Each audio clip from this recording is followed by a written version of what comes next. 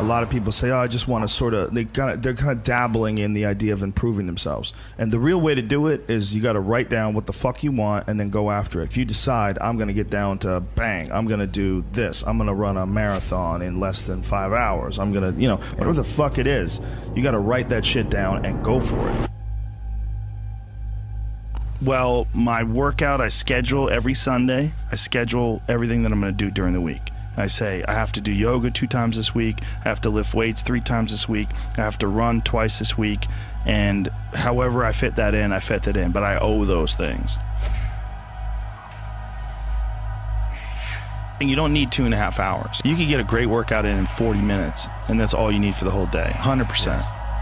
This idea of time, like how much time did you put in today? Like you could work out in a bullshit manner for 2 hours and not get nearly as much done as you can for a half hour hard just running. So I have to get those things in. The only exceptions are injuries and sickness. I do everything that I can to put my body and my brain in a good place so that I'm keeping my engine smooth. I'm changing my oil, I'm changing my spark plugs, I'm making sure that it's operating. I mean, it's not going to be perfect, but I know that I've done my best to keep it working the best that it can. There's consequences that you pay to constantly seeking comfort and avoiding discomfort and avoiding hard work. And those consequences are you're never going to feel self-realized, you're never going to feel like you accomplished anything, you're never going to have this feeling of understanding that difficulty and struggle and the ability to push through that is a muscle, and you develop that muscle by doing it. And once you do, you develop a lot of self-satisfaction, and you develop peace of mind, and you understand that you can overcome obstacles. If you don't have to overcome obstacles, you never know whether or not you can. Unless you are faced with actual adversity, you don't understand how you're going to feel and how you're going to react when you overcome that adversity.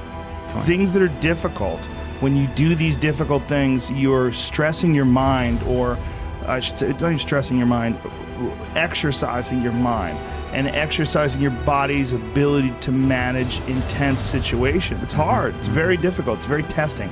And in doing so, you lessen the stress of regular life. The more stressful situations that I experience, the more I understand what they are and the more I can relax.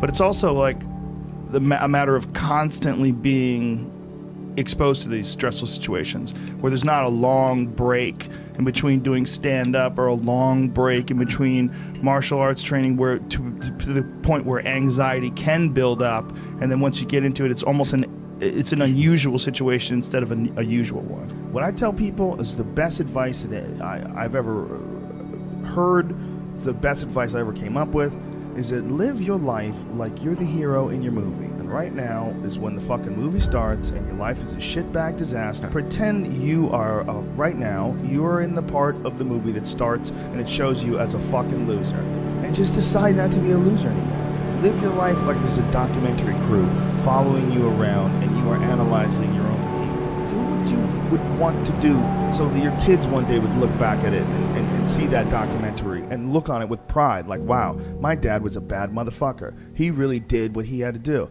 Wow, my mom really got her shit together. I love a success story, but even more than a success story, I like a dude who fucks his life up and then gets it back together again story. Those are my favorite stories. And the way to do that, you gotta write shit down. You gotta think that you are the hero in your own fucking movie, and then you gotta sit down and you gotta write shit down. Write down what you need to do.